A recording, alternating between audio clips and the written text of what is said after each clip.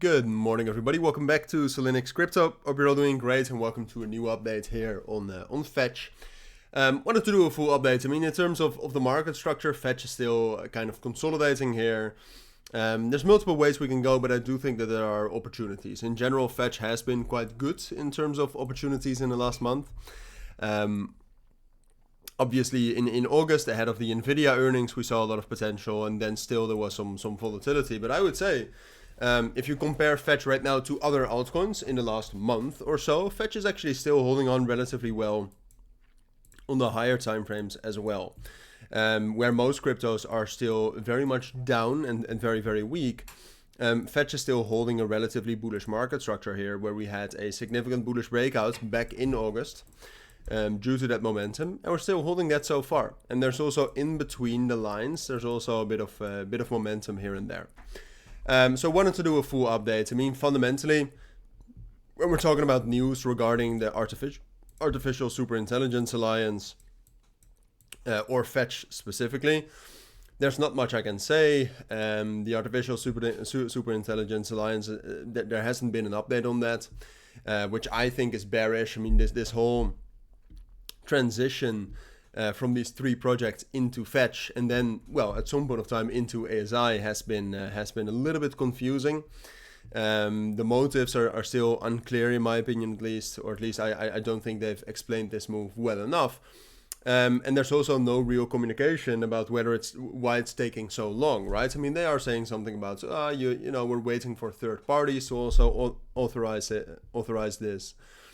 And to get them on board, but that's something I would have thought you would have done before, and I think they have done it before. I think there's some other reason why they're not doing it, which we talked about earlier as well. I think they're waiting for better markets to be able to hype it and to be able to use it as a narrative to pump up Fetch.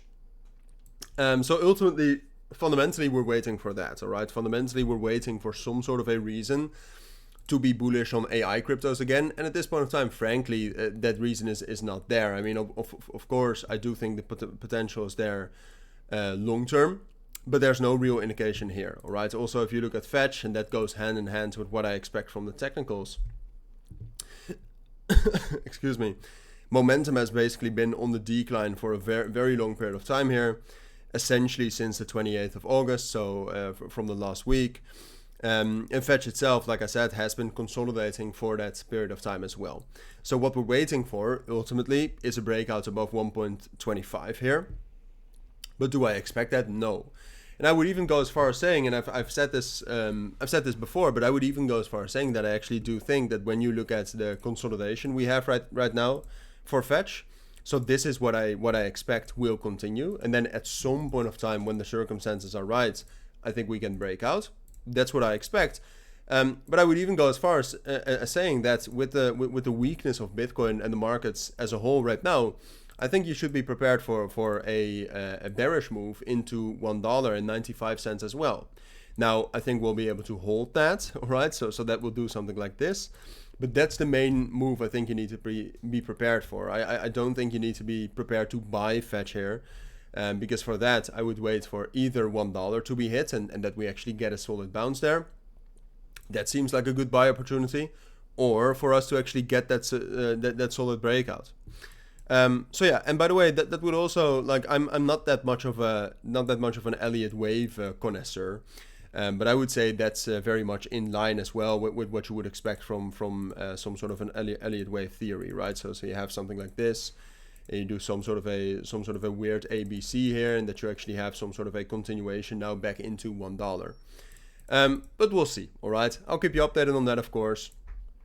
For now, I think that's what you need to know about Fetch.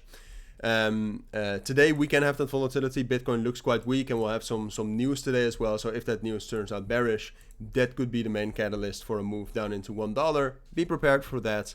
But ultimately, I don't expect much from Fetch yet at this point of time. All right. So those are my thoughts. That's what I think you need to know. If you do have any questions, let me know down in the comments. But for now, thank you for watching. Take care and bye.